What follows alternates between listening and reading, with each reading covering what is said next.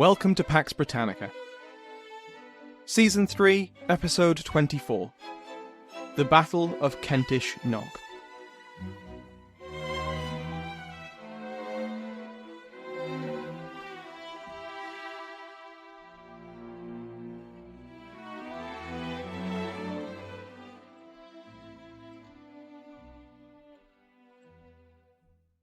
Welcome back to Pax Britannica.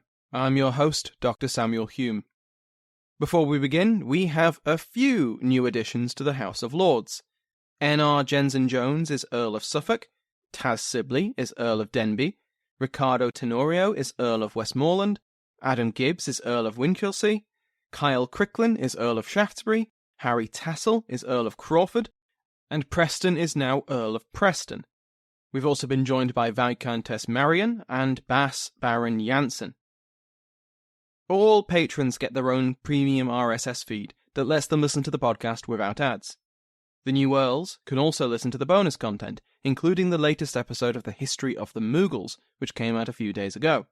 It covers the last year of Padishah Baba's life and prepares the ground for his unprepared successor, Humayun. I've also combined the episodes on Baba into an omnibus episode, an omnibaba, if you will, for simpler first-time listening. Go to patreon.com/PaxBritannica to find out more. Last time, the First Anglo-Dutch War kicked off, although the winner so far has to be the weather.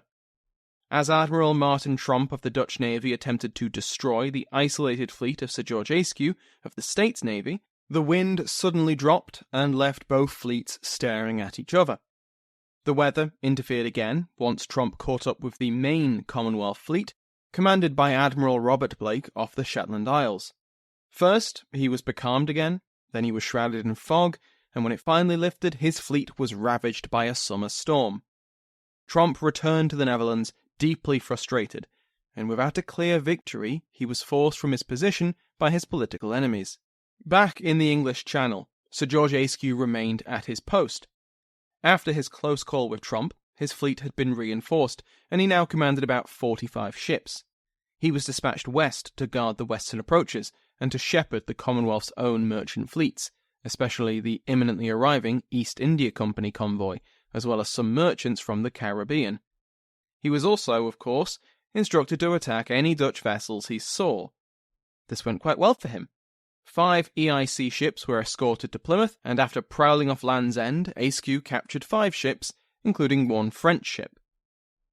The news of Ayscue's activity made its way to The Hague, and it was deeply concerning.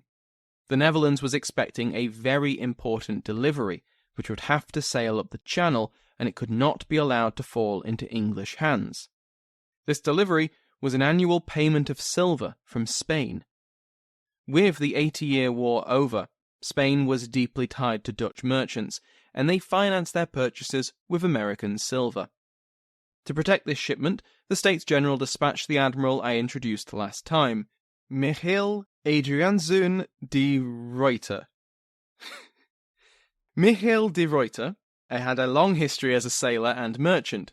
Born in Zeeland, he'd worked his way up to become captain of a merchant ship, before serving with distinction in the war with Portugal. After this, he'd gone back to being a merchant, and did well enough to retire in his early 40s.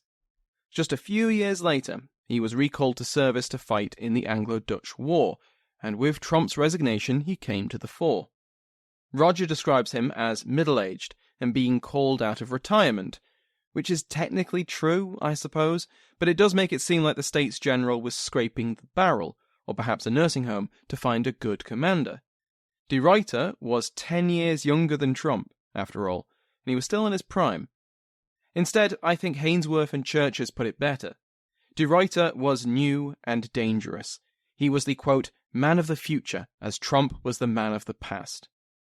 And de Ruyter will have a long and successful career, in not just the First Anglo-Dutch War, but the second one too. In the here and now, de Ruyter was sent west to protect Dutch shipping generally, and the silver convoy in particular, from Ayscue. De Ruyter was shepherding about 60 merchantmen north of Guernsey on the 16th of August, when he spotted the sails of Ayscue's fleet bearing down on them out of Plymouth. De Ruyter was in a tough spot. He'd sent some of his ships off as escorts for merchants, and a lot of his crews were inexperienced. There was at least one collision before the fighting even began, which sank one ship and sent the other one home to repair. Both commanders believed they were outnumbered. De Ruyter, because he knew that most of his ships were merchantmen, not warships, and Ayscue because he believed that the large VOC ships were warships. Nevertheless, Ayscue threw himself at the enemy, sailing his flagship right into the heart of the Dutch formation. What followed was a very confusing melee. Naval tactics in a pitched battle were limited. Beyond general orders to try and stay together and to support each other, early modern naval battles were more of a pub brawl than an elegant dance. Even so, the English charge had broken whatever limited formation they'd had on the approach. Ayscue's priority was, as always, the valuable merchant ships which de Ruyter was protecting, and chasing them spread his fleet out more than was probably sensible. The Battle of Plymouth was a bloodbath. In the close-range fighting, cannons fired and could not miss. Marksmen had no shortage of targets, and fierce hand-to-hand fighting erupted whenever a boarding action was attempted. Ayscue managed to push through the formation, tack off, and then charge the Dutch again. Neither side lost any ships to capture or destruction, although one English fireship was sunk. Crew losses were higher, though. De Ruyter reported 50 to 60 killed, with another 50 wounded, and the English losses were about the same. An English captain lost his leg to a cannonball, and a Dutch vice-commodore apparently survived the fighting, but the stress was too much, and he collapsed and died of a heart attack in the days after. One famous event was when Captain Doe Hawkes, commanding a merchantman, heard his crew suggest surrendering to the English. To be fair to them, they'd just been bombarded by 2 broadsides and been rammed by a 3rd ship, and this was not what they'd signed up for. Hawkes took their suggestion, considered it, and then drew a pistol and aimed it at the gunpowder magazine. Any more talk of surrender, and he'd blow them all to hell. There was no surrender. The Battle of Plymouth was, in a strategic sense, a win for the Dutch. De Ruyter's objective was to protect the merchants, and he had succeeded. The VOC ships had sailed safely west, and incoming ships had got away east. The battle also displayed trends which were repeated throughout the war. Besides the convoy escaping, which would happen again and again as Dutch warships repeatedly shielded the weaker vessels with their own hulls, the different targets for each side's guns were very clear. English rigging was heavily damaged. One ship had cannonballs embedded in all 3 masts, and more than one ship would have lost its sails if the wind had picked up, because the masts were so damaged that they could easily snap. But English cannon fire had seriously damaged Dutch hulls, in a way that Dutch fire simply hadn't to English hulls. But the Dutch thought it had, and as de Ruyter licked his wounds, he believed the 2 fleets had been equally matched in firepower. But they hadn't been. For starters, Ayscue had charged in, but many of his other ships were drafted merchantmen, and they'd been hesitant to get stuck into the fight and risk their ships. So in effect, Ayscue's core fleet of purpose-built warships, crewed by veteran sailors, went toe-to-toe with all of de Ruyter's ships at the centre of the fight. Ayscue's ships did need repairs, though, and they sailed off to Plymouth to get them, but none were in danger of sinking. Convinced that the 2 sides had been equally matched, de Ruyter proposed a bold attack in the days after the Battle of Plymouth, to sail into Plymouth, where the English ships were undertaking repairs, and attack them there. At anchor, laden with building materials, lumber, metalworkers, repairmen, and confined to the port and to Plymouth Sound, it would be like shooting fish in a barrel. Even better, with Blake surely on the way back south from the Shetlands, the Dutch could eliminate a large part of the state's navy before they could link up. And so, de Ruyter's ships sailed towards Plymouth, and prepared to destroy Ayscue's entire force. And then, once again, the weather intervened. The wind changed direction, just as de Ruyter was about to launch the attack, and he was forced to call it off. Ayscue doesn't seem to have been aware how close he came to disaster, but the Dutch admiral clearly liked this idea, and he'd carry it with him for another 14 years, ready and waiting for another opportunity like it. For his part, Ayscue would soon retire, or be pushed to retire. He'd been suffering with some kind of illness since his tour of the Caribbean, and he'd spend a pleasant few years at his estate in Weybridge, living off a pension granted to him by a grateful Parliament, which included income from the settlement of Ireland. However, Nicholas Rodger suggests that Askew was pushed out. He was the last of the old guard, whose service in the Navy predated the political crises of the Second Civil War, and this meant he was popular and had a base of support within the Navy that didn't come from the government. With the rest of the state's Navy's commanders being reliable army officers appointed by the Republican regime, Askew would never be as trusted. He would return to the English Navy after the Restoration, where he'd face an old enemy in the Second Anglo-Dutch War, Michiel de Ruyter. But that is a story for another time.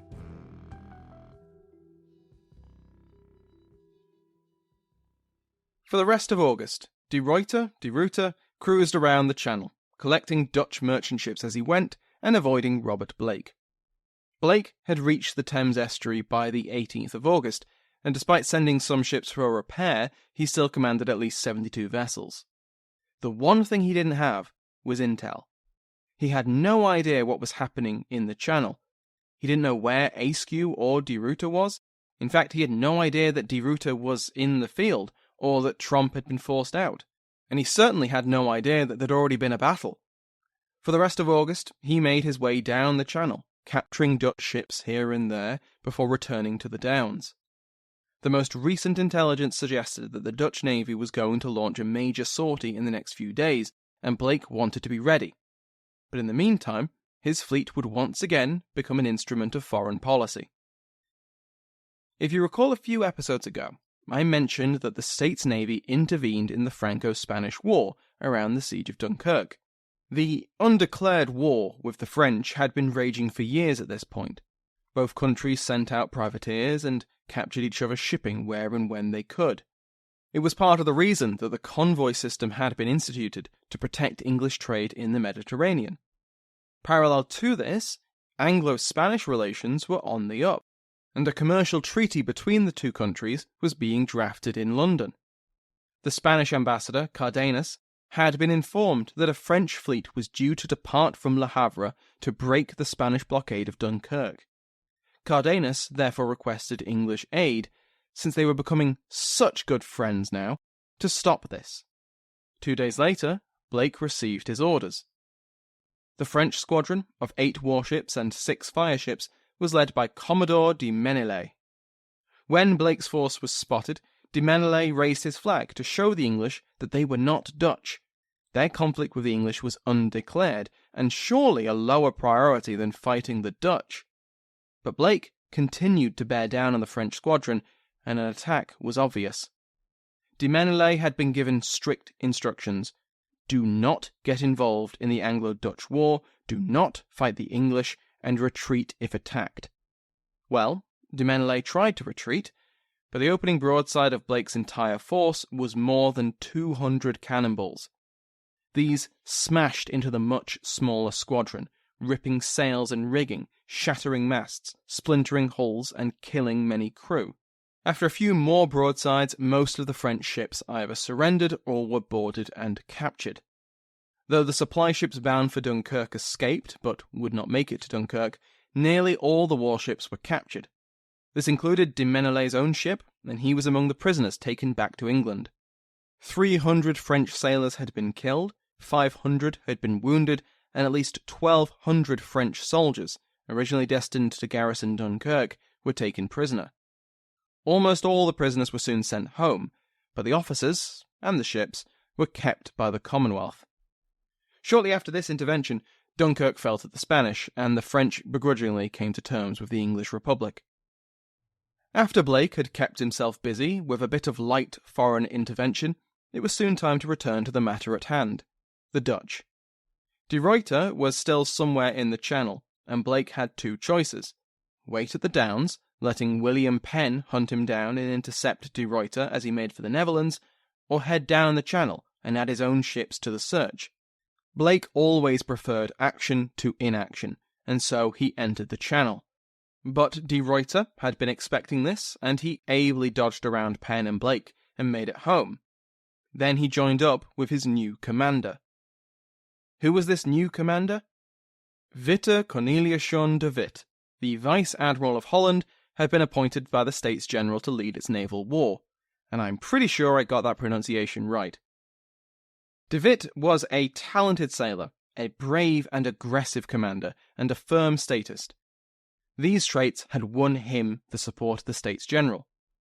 Unfortunately, he was also easy to hate, and everyone did.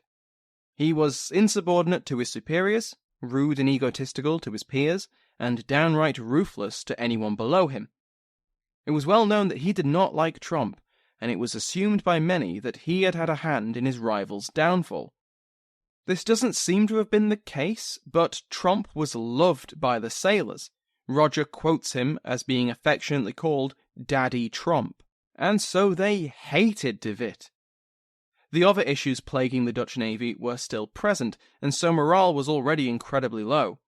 But de Witt was confident that he could defeat the States Navy. Despite the warnings from de Ruyter and Tromp and others, de Witt does not seem to have recognized how effective the States Navy's ships were in a fight.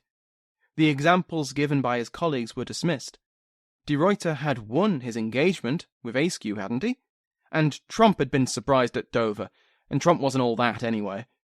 And if all else failed, de Witt blamed poor leadership and cowardice for previous difficulties. Now he was in command, things would be different. Across the Channel, Blake's fleet was in high spirits. They had plenty of supplies, they were well led, and were on a winning streak. Blake had his fleet anchored off the Goodwin Sands near the Downs, and de Witt was determined to bring him to battle. Blake was also eager for a fight.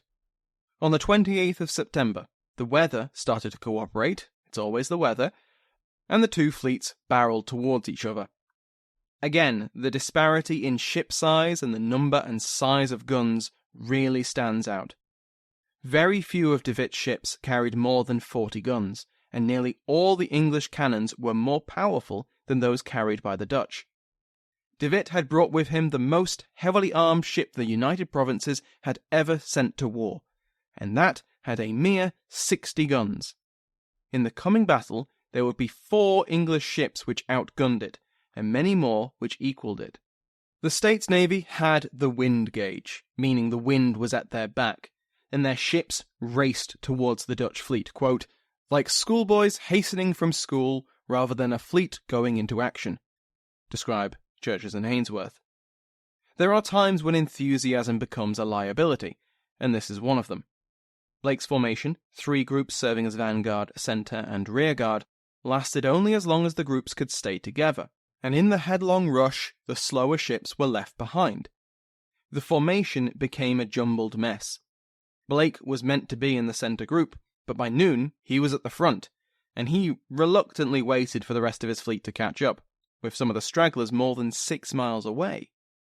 It was like herding cats, if the shepherd was also a cat who had been forced to take the job. Fortunately for Blake, de Witt was even more disorganised.